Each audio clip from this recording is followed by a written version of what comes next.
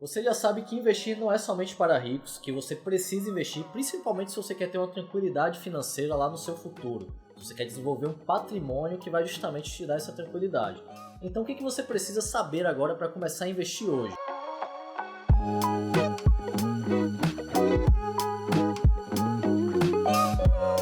O primeiro passo fundamental para começar justamente o hábito de investir é justamente organizar a casa. Você precisa organizar a sua casa.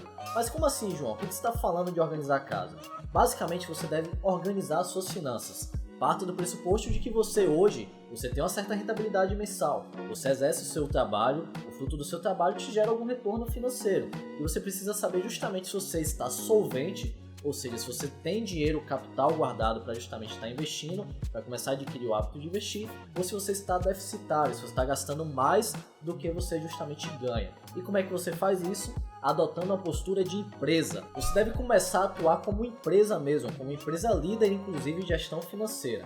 Como assim como empresa? Basicamente, o que você deve entender? Toda empresa ela tem lá tudo muito bem mensurado do que entra, tá? Dos recursos que entram através de receitas financeiras, tudo que entra e tudo que sai. E você deve começar a passar a adotar isso também, através de uma prática muito comum utilizada entre as empresas, que é justamente a elaboração de um orçamento. De orçamento que vai determinar como está o seu fluxo de caixa.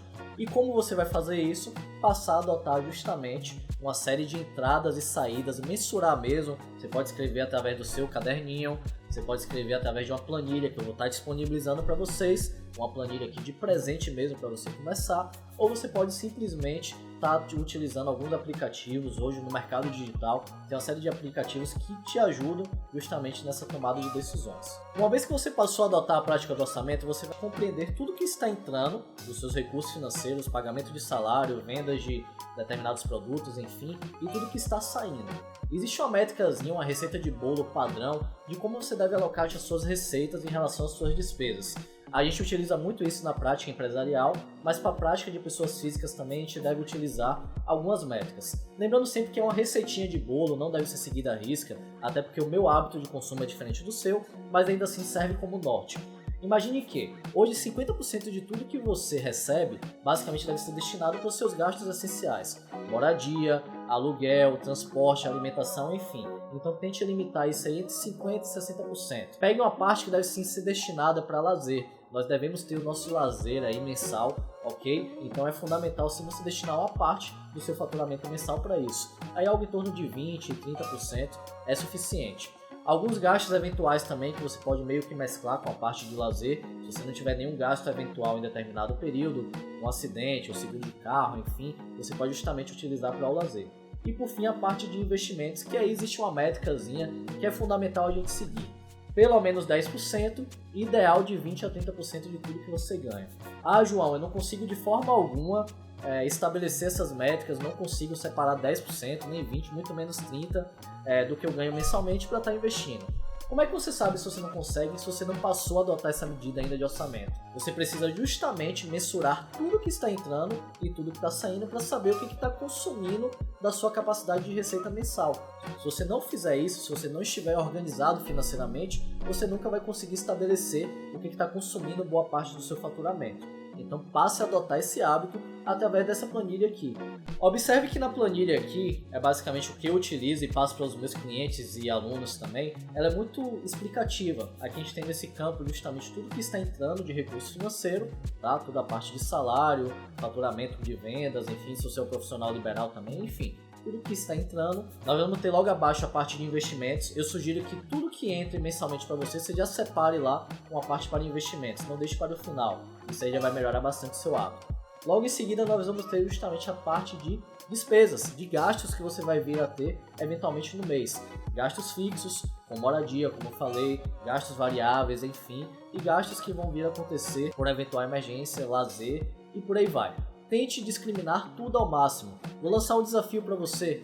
Tente colocar essa planilha aí pelo menos pelos próximos 2 meses. E se possível, faça um exercício melhor ainda, tá? Tente listar os seus gastos lá desde o início da pandemia, de antes da pandemia na verdade, durante a pandemia e após a pandemia. Eu acho que hoje vai ser um pouco mais difícil por conta dos dados, mas ainda assim eu acho que alguns bancos você consegue ter acesso a isso.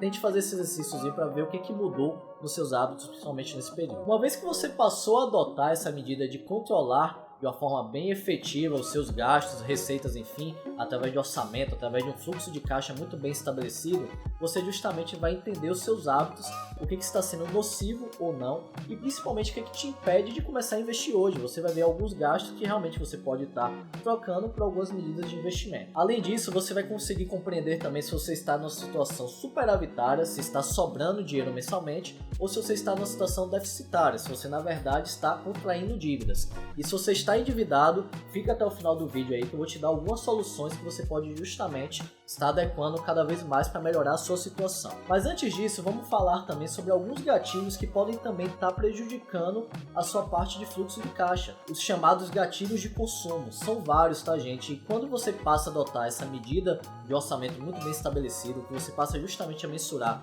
tudo que entra e sai, e o nosso propósito é justamente diminuir cada vez mais a incidência desses gatilhos nos nossos hábitos. Mas que gatilhos são esses? Eu vou fazer um vídeo para falar só sobre eles e como a gente deve lidar, mas ainda assim vamos citar porque é legal você já compreender e justamente passar a entender que eles existem e podem estar prejudicando a sua jornada. Certamente você já deve ter se deparado com alguns gatilhos como promoções e liquidações. Quem é que nunca foi, por exemplo, no shopping e adquirir determinado bem ou serviço e aí passou por uma loja que não tinha nada a ver com o que você estava buscando, mas viu uma promoção lá que te chamou a atenção? E aí você nem foi lá buscar esse determinado bem ou serviço e passou a adquirir justamente só porque tinha uma promoção, que muitas vezes era uma falsa promoção. Esse é um gatilho clássico que é justamente muito utilizado por lojas e vendedores para atrair clientes e acaba assim prejudicando, querendo ou não, o nosso hábito, porque você está contraindo de certa forma mais uma obrigação financeira. Um outro gatilho clássico também é lançamentos e top de mercados. Tenho amigos aí que estão sempre trocando de celular ano a ano. Cara, eu sinceramente não entendo muito bem esse hábito, a não ser que você utilize justamente esses mecanismos para te trazer alguma receita. Mas se você utiliza somente para o dia a dia, toma cuidado com isso. Será que tem a necessidade sim de você trocar ano a ano? Pegar um super computador, um super celular toda vez que tem um lançamento novo? Então tome cuidado principalmente com essa parte tecnológica. Um outro gatilho clássico também é a facilidade de pagamentos. Às vezes você não tem o capital para dispor de determinado bem ou produto à vista, você não tem o capital, só que você chega na loja e vê lá a possibilidade de pagar em 10, 20, 30 vezes sem juros. Primeiro que não existe isso de sem juros, tá? Tudo tem um juros embutido. Mas ainda assim, você não tinha o capital para comprar à vista e cai justamente no gatilho de comprar parcelado. Nesse caso específico, você está sim adquirindo uma obrigação para ser paga no longo prazo, que vai justamente estar prejudicando a sua geração de caixa aí mês a mês. Então toma cuidado com esse gatilho também. Outro gatilho fundamental é justamente olhar a grama do vizinho, aquele amigo que acabou de trocar de celular, trocar de carro, enfim, que acaba gerando, infelizmente, um sentimento muito negativo, que é o da inveja. E você passa justamente a desejar aquele item, enfim, você se sente em uma situação de impotência. Isso aí é muito ruim também, tome cuidado, tá? Autoconhecimento é fundamental nesse aspecto. E por fim, para mim, o gatilho mais prejudicial de todos nos últimos anos, principalmente, é a compra por ansiedade. Infelizmente, a ansiedade é um mal cada vez mais comum que tem afetado principalmente as novas gerações, e alguns dos aspectos podem estar te forçando justamente a estar adquirindo bens, produtos e serviços somente por ansiedade. Então nesse aspecto é legal você trabalhar isso, tá? Tome cuidado, identificar o problema e sobretudo não cair nas armadilhas que a ansiedade te impõe. E para você que está endividado, aqui vão algumas dicas que podem estar te ajudando sim a justamente mudar esse hábito, sair de uma situação que é de total desconforto. Eu realmente sei como é ruim estar nessa situação, mas de qualquer forma você deve sim sair dela e buscar estar cada vez mais saudável financeiramente. A minha primeira grande dica é: não se culpe tanto, tá? Eu sei que gera essa situação sim negativa, mas ainda assim nosso país infelizmente carece de educação financeira básica. Isso aí é um impacto muito relevante. A gente tem uma grande capacidade de pessoas que estão nessa situação de endividamento e é sim fundamental ter a noção de que é um problema que deve ser sanado acima de tudo. Não se culpe tanto, não busque mergulhar somente no problema, passe a buscar soluções. Quando você se culpa bastante, você meio que acaba procrastinando isso. Um outro fato também, tá? Não se culpar tanto não significa que você deve buscar culpados pela sua situação atual. Para de culpar o banco, de culpar a instituição financeira. Os juros no Brasil realmente são muito abusivos, mas ainda assim eles vão continuar existindo. Cabe a você determinar, eu vou querer continuar nessa bola de neve ou vou buscar uma solução para mim. E aí vai uma dica: as instituições financeiras hoje cada vez mais estão buscando sim soluções, lógico que vão ser viáveis para a instituição, vão ser cada vez mais lucrativas para ela, mas que podem justamente te trazer uma luz no fim do túnel. Então passe, a partir de hoje, a buscar uma solução para o seu problema. Entre em contato com o seu gerente de banco, tente renegociar a dívida, sempre de forma que não vá ser muito onerosa para você. Tente entender as entrelinhas, saiba que sempre vão existir entrelinhas, então é fundamental ler todos os contratos de crédito, tá? Cuidado com os refinanciamentos, eles podem sim vir a te ajudar, mas ainda assim na grande maioria dos casos vão ter alguns aspectos lá que vão ser negativos. Hoje uma modalidade que está crescendo cada vez mais, principalmente com os bancos digitais, com as instituições digitais, é justamente o refinanciamento de dívidas. Então se você tem uma dívida em um determinado banco que é grande, enfim, e essa dívida está muito onerosa, você pode justamente tentar portabilizar essa dívida para um banco menor e aí dessa forma você diminuir a sua carga de juros. Então busque soluções, não fique acomodado somente na cadeira. Você sabe que existe o problema, não fique lá acomodado no problema nem mergulhe nele. Uma outra dica fundamental também é entender os seus direitos. Nós como consumidores temos uma série de direitos que muitas vezes podem estar sendo negligenciados por alguma instituição financeira. Então se você acha que está pagando juros muito abusivos em determinada dívida, busque um aconselhamento profissional, um advogado se for o caso. Existem algumas instituições focadas somente nisso, tá? Então passe a entender que você tem os seus direitos também. E por fim, para você que está aqui no meu canal justamente querendo entender como começar a investir da melhor forma, está endividado, quite todas as suas dívidas. Não adianta nada você querer investir nesse momento se você está endividado, até porque os juros das suas dívidas vão estar consumindo boa parte da sua rentabilidade. Então não faz sentido algum, tá? Tente realmente arrumar a sua casa através de um bom hábito de controle financeiro, resolver essa questão do endividamento e a partir disso a gente vai começar a adotar o hábito dos investimentos. Então é isso aí, galera. Se você gostou desse vídeo, curte, compartilha, comenta aqui e principalmente ativa o sininho aí para estar me ajudando cada vez mais na minha jornada e principalmente na sua jornada também.